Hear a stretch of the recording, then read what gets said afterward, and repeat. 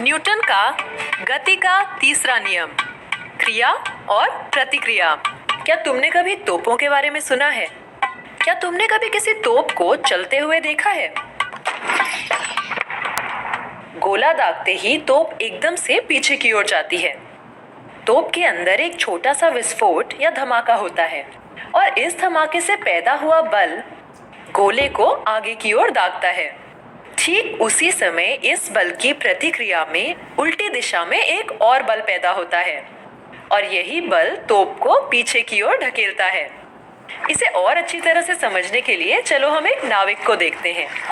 वो अपने चप्पू का इस्तेमाल करके पानी को पीछे की ओर धक्का देता है और पानी प्रतिक्रिया के रूप में आगे की दिशा में एक बल पैदा करता है और यही बल उसकी नाव को आगे ले जाने में मदद करता है। तैराक या तैरने वाले लोग भी ठीक यही करते हैं जो इस नाविक ने किया। वो अपने हाथों से पानी को पीछे की ओर धक्का देते हैं और प्रतिक्रिया में पानी द्वारा पैदा किया गया बल उन्हें आगे की ओर बढ़ने में मदद करता है। हम भी बिल्कुल ठीक यही करते हैं जब हम चलते हैं। हमारे पैर जमीन को पीछे की ओर धक्का देते हैं और जमीन की प्रतिक्रिया हमें आगे की ओर बढ़ने में सहायता करती है। पर अगर जमीन गीली है तो हमारे पैर उस पर मजबूत पकड़ नहीं बना पाते और इसीलिए हम उसे सही तरह से नीचे की ओर धक्का भी नहीं दे पाते।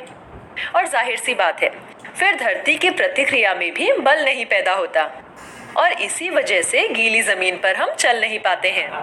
और अगर कभी हम बल लगाने की कोशिश भी करते हैं तो नतीजा ये होता है कि हम फिसल के धड़ाम से नीचे गिरते हैं। अब जरा कुर्सी पर बैठे इस आदमी को देखो। ये अपने पैरों से दीवार को धक्का दे रहा है। वो दीवार पर बल लगा रहा है और कुर्सी धीरे धीरे पीछे हो रही है, पर अपनी जगह से हिल बिल्कुल नहीं रही है। लेकिन अभी अभी हमने देखा था कि न्यूटन का नियम कहता है कि अगर आदमी दीवार को धक्का दे रहा है तो दीवार भी आदमी को धक्का देगी। अब ये सही है या नहीं, ये कैसे पता किया जाए? चलो हम इस आदमी को एक पहियों वाली कुर्सी में बिठा देते हैं।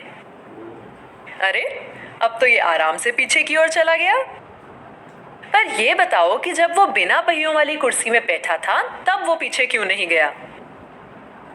वो इसलिए क्योंकि कुर्सी जमीन को पीछे की ओर धक्का तो दे रही थी, लेकिन जमीन का घर्षण उसे रोक रहा था और इसीलिए कुर्सी अपनी जगह से हिल नहीं पा रही थी। जैसे ही हमने कुर्सी में पहिए लगा दिए, घर्षण का यह बल बहुत ज्यादा कम हो गया और कुर्सी आराम से अपनी जगह से हिल गई। इन सभी उदाहरणों में तुमने देखा कि हर क्रिया की एक प्रतिक्रिया होती है, पर किसी भी क्रिया की यह प्रतिक्रिया आखिर होती कितनी है? प्रतिक्रिया क्रिया के बिल्कुल बराबर होती है। न्यूटन का गति का तीसरा नियम कहता है कि हर क्रिया के लिए एक समान और विपरीत प्रतिक्रिया होती है। चलो एक और उदाहरण लेते हैं। तुम सबने दिवाली के रॉकेट देखे हैं। जब रॉकेट के अंदर का रसायन जलता है तो वो नीचे की दिशा में एक बल लगाता है और इस नीचे की ओर लगने वाले बल की प्रतिक्रिया ऊपर की ओर के एक बल के रूप में लगती है और इसी ऊपरी बल के कारण रॉकेट ऊपर चला जाता है। अंतरिक्ष में बड़े बड़े रॉकेटों को भेजने के पीछे भी यही विज्ञान काम में लाया जाता है। बहुत सारे ईंधन को जलाकर बहुत बड़ी मात्रा में बल पैदा किया जाता है जो नीचे की ओर लगता है और इस नीचे की ओर वाले बल की प्रतिक्रिया के रूप में ऊपर की ओर एक बल पैदा होता है और इसीलिए भारी भारी रॉकेट पहले धीरे धीरे ऊपर की ओर उठते हैं और जैसे जैसे ईंधन लगातार जलता रहता है ज्यादा और ज्यादा बल पैदा होता है और इसकी और ज्यादा प्रतिक्रिया उत्पन्न होती है जो रॉकेट को ऊपर और ऊपर लेती जाती है। हर क्रिया की एक समान और विपरीत प्रतिक्रिया होती है, इसे ध्यान रखना।